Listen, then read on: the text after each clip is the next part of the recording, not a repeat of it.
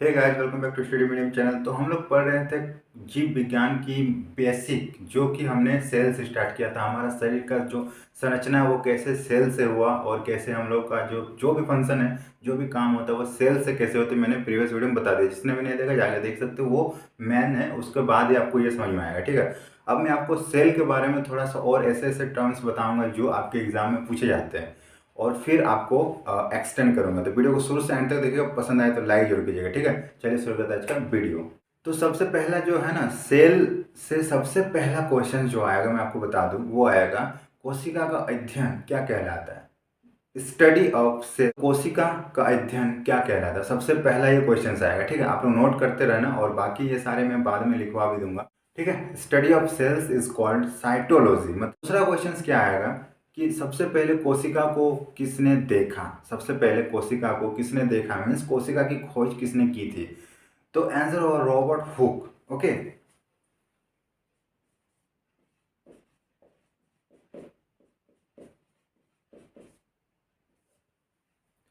Robert Hooke. Robert Hooke ने सबसे पहले कोशिका को देखा था, लेकिन सबसे इंपॉर्टेंट चीज पता है क्या है, उसने एक मृत कोशिका को देखा था, मतलब मरी हुई कोशिका को देखा था। उसने जीवित कोशिका को नहीं देखा था। लेकिन देखो, ये क्वेश्चन सभी को पता है कि रॉबर्ट हुक ने सबसे पहले कोशिका को देखा था। बट अब जो होंगे ना, इसका ट्रेंड चेंज हो जाएगा। अब आपको पूछेंगे क्वेश्चंस कि सबसे पहले जीवित कोशिका किसने देखा था।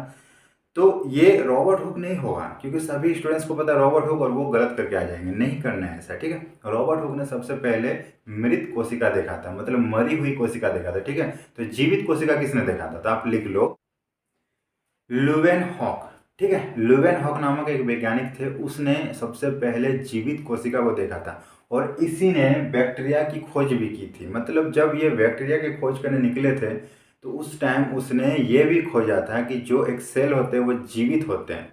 क्योंकि according to Robert Hooke cell मृत होते हैं, मतलब मरी हुई होती है। लेकिन उसको जो है ना, रॉबर्ट हुक का जो ये थ्योरी था, उसको गलत किसने किया, लुवेन हॉक ने। तो ये क्वेश्चन सब पूछा जाएगा, वेरी इंपॉर्टेंट है कि सबसे पहले जीवित कोशिका को किसने देखा था, लुवेन हॉक ने। आप इसको लिख लो। ठीक है, लुवेन हॉक ने।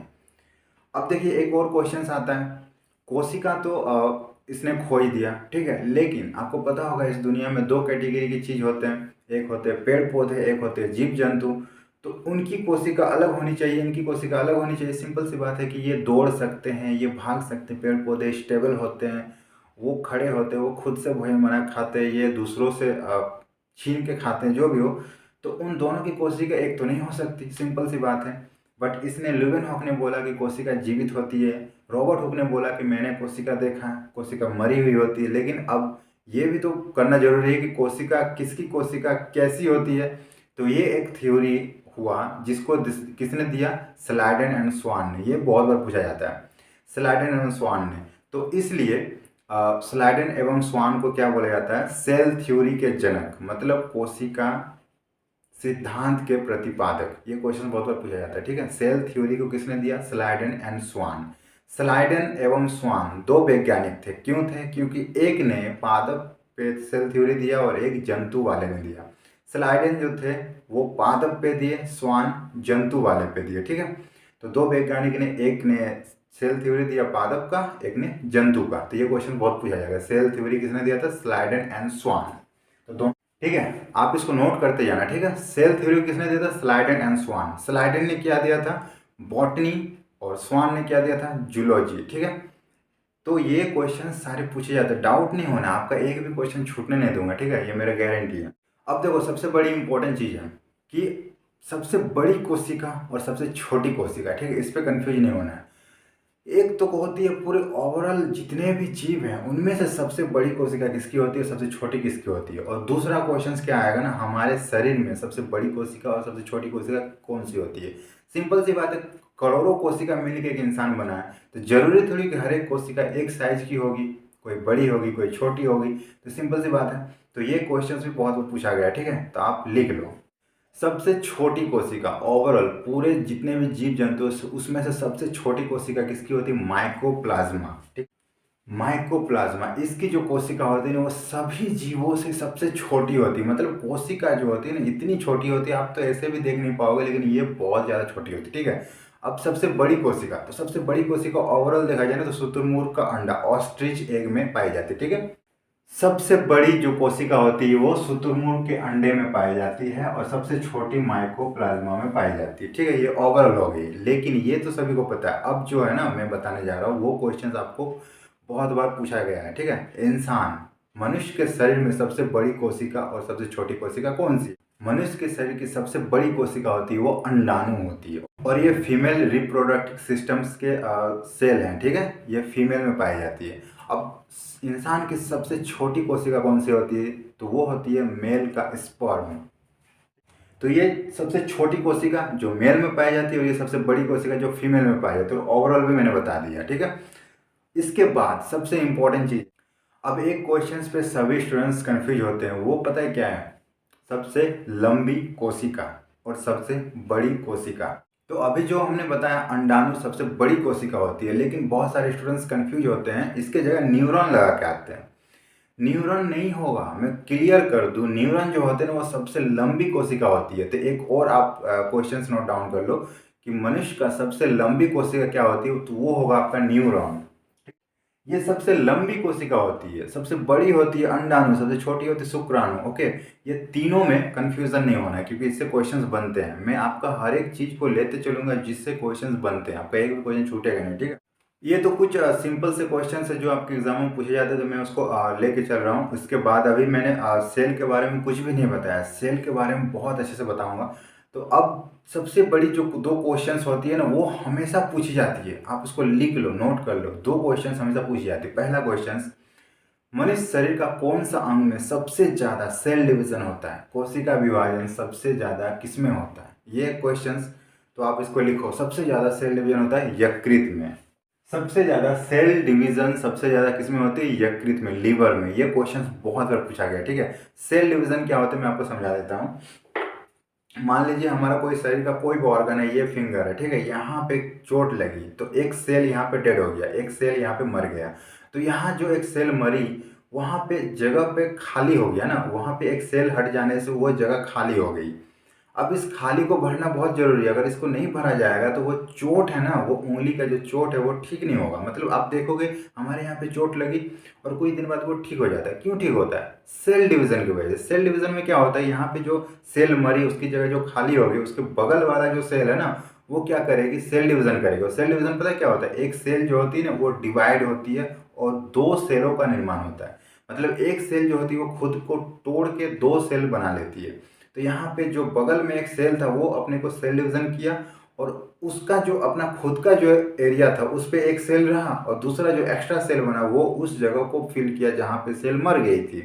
अगर मान लो यहाँ पे 10 सेल मरी है तो इसके चारों ओर जितने भी 10 सेल है ना वो 10 सेल सेल डिवीजन करेगा और एक एक सेल अपने पास रखेगा और एक एक सेल उस वैकेंट जगह को फिल कर देगा और ये जो चोट है ना आपका ठीक हो जाएगा। तो इसी कंडीशन से हमारा कोई भी चोट ठीक होता है और ये बहुत ज़रूरी है। अगर ये नहीं होगा ना तो इंसान का कभी भी चोट ठीक नहीं होगा, ब्लीडिंग नहीं रुकेगा। हर जगह सेल डिवीजन बहुत ज़रूरी होती है और सेल डिवीजन की वजह से हमारा शरीर ग्रो भी करता है, मतलब बड़े भी होते हैं। आप देखोगे आपका जो शरीर जब आप पैदा होते हो तो शायद 3 किलो के होते हो या फिर इतनी छोटी हो तो 1 फीट की, और फिर धीरे धीरे धीरे धीरे आप इतने बड़े हो जाते हो, 6 फीट की हो जाते हो और वेट भी आपका 60 kg हो जाता है। ऐसा क्यों होता है?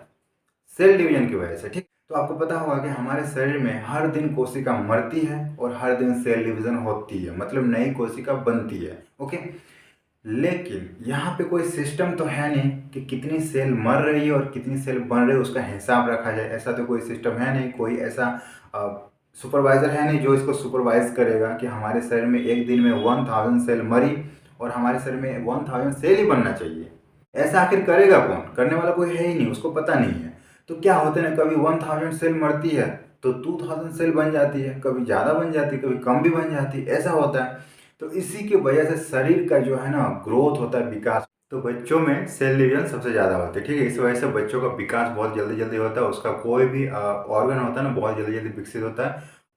तो ये तो रही बात बच्चों की। अब एडल्ट में या फिर पूरा ओवरऑल देखा जाए ना कि हमारे शरीर का कौन सा अंग है जिसमें सबसे ज़्यादा सेल डिवीजन होता है, तो वो होता है यकृत। मतलब यकृत में अगर आपको चोट लग गई तो वो तुरंत ठीक हो सकती है, उतने इतना फास्ट उसमें सेल डिवीजन होता है। अगर यकृत को काट भी दिया जाए ना तो वो खुद की क्षतिपूर्ति तुरंत कर लेगी, इसलिए यकृत में सबसे ज़्यादा सेल डिवीजन पाया जाता है। अब बात आती है कि सबसे कम, तो हमारे शरीर में सबसे कम किस सेल में सेल डिवीजन होता है? तो न्यूरॉन सेल में, हमारे शरीर का न्यूरॉन सेल है, इसमें सेल डिवीजन सबसे कम होती है। ठीक है, इसमें सेल डिवीजन होती ही नहीं, बिल्कुल भी नहीं होती है। अगर आपका न्यूरॉन में कोई सेल मर जाती है या फिर कुछ चोट लग जाती है तो वो आपका जल्दी ठीक नहीं होता, और ये हमारे ब्रेन में पाए जाते हैं। इसलिए बोला जाता है ब्रेन में अगर चोट लग जाए तो वो जल्दी ठीक नहीं होती। क्यों नहीं होती? क्योंकि वहाँ पे सेल डिवीजन होता ही नहीं है। तो अगर आपका सेल मर गई तो जहाँ पे वैकेंट हो गई ना, वहाँ पे कोई सेल उसको फिल करने वाला है नहीं, और वो चोट कभी ठीक नहीं होगा। तो एक छोटी सी भी खरोच आती है ना ब्रेन के अंदर वाले पोर्शन में, तो वो ताजी रह जाती है, वो कभी ठीक नहीं होती। तो जो चोट होती है ना वो ऐसी ताजी रह जाती है, और क्या होती है ना, जो सेल मरी हुई है, सड़ रही है, वो आसपास के सेल को भी सड़ाती जाती है। और जिससे क्या होता है ना, वो जो घाव है ना वो बड़ी होती जाती है, बड़ी होती जाती है, मतलब क्या होता है, वो एक ट्यूमर का रूप ले लेती है। इसलिए बोला जाता है ब्रेन ट्यूमर हुआ है। उसमें क्या होता है ना, उसकी जो सेल डिवीजन नहीं हो पा रही है, इसलिए उसका घाव ठीक नहीं हो रहा है। इसलिए ब्रेन में सेल डिवीजन होता ही नहीं है, और इस वजह से वहाँ का जो चोट है ना वो जल्दी ठीक नहीं हो। तो हेलमेट पहनने की सलाह इसलिए दी जाती है ताकि आपको पता होगा जब भी आपको कोई एक्सीडेंट होगा ना, आपको कहीं भी चोट लगेगी, आपका सेल डिवीजन उसको ठीक कर देगा। लेकिन अगर ब्रेन में लगी तो उसको सेल डिवीजन ठीक नहीं कर पाएगा, आप परमानेंटली ब्रेन ट्यूमर का शिकार हो सकते हो। इसलिए बोला जाता है कि हेलमेट बहुत इंपॉर्टेंट। ठीक है, तो आपको समझ में आ गया, ब्रेन की जो न्यूरॉन सेल है तो वहाँ पे सेल डिवीजन होता ही नहीं है, इसलिए वहाँ पे जो चोट होती है वो बहुत ही ताजी रह जाती है, उसको ठीक करने वाला नहीं होता है। तो सेल डिवीजन समझ में आ गया क्या होते हैं। न्यूरॉन में आपका सबसे कम होता है, यकृत में सबसे ज़्यादा होता है, और बच्चों में सबसे ज़्यादा होती है, और जैसे जैसे आप बूढ़े होते हो आपका सेल डिवीजन घटते जाती है। इसलिए बूढ़े का जो अंग होते हैं, जो भी ऑर्गन होते हैं, वो कमजोर होते हैं। तो इस तरह से सेल डिवीजन आपको समझ में आ गया, और जो सेल से इंपॉर्टेंट कुछ टर्म थे मैंने आपको बता दिया। ठीक है, अब आगे हम लोग पढ़ेंगे सेल ऑर्गेनेल्स। सेल ऑर्गेनेल्स क्या होते हैं, मतलब माइटोकॉन्ड्रिया का फंक्शन क्या होता है, गोल्जी का क्या होता है, एक सेल को कैसे चलाने के लिए क्या क्या ऑर्गन्स होते हैं, किस तरह से वो यूनिट बनते हैं, उसका क्या क्या फंक्शन होता है, वो पूरा मैं आपको नेक्स्ट वीडियो में बताऊंगा। तो वीडियो को जरूर देखिएगा, बहुत ही इंपॉर्टेंट वीडियो होने वाली नेक्स्ट वीडियो। ठीक है, और पसंद आए तो लाइक कीजिएगा, अपने फ्रेंड के साथ शेयर जरूर कीजिएगा, और चैनल को सब्सक्राइब जरूर कर लीजिएगा पूरा सीरीज देखने के लिए। और डिस्क्रिप्शन बॉक्स में जाइए, आपको लिंक मिल जाएगा प्ले लिस्ट का। और ये सीरीज अगर आप देख लेते हो तो बायोलॉजी में जो आपका कन्फ्यूजन है, जो आपका फोबिया, वो सारा खत्म हो जाएगा। पूरा स्टोरी के माध्यम से समझाऊंगा, और उसके बाद सारे ऑब्जेक्टिव मैं आपको दूंगा। आप देखना, देखते के साथ आंसर लगाओगे, क्योंकि इतना स्टोरी जब जानने के बाद कोई भी ऑब्जेक्टिव क्वेश्चन आएगा आपके सामने ना, तो आप देखोगे और आंसर लगाओगे, मतलब टेंशन ही नहीं रहेगा। ठीक है, तो हम लोग इसी तरह पढ़ाई करेंगे बहुत ही मजे से। और आप लोगों को कैसा लगा, आप लोग कमेंट करके जरूर बताइएगा। हम लोग मिलते हैं नेक्स्ट वीडियो में, तब तक के लिए बाय बाय।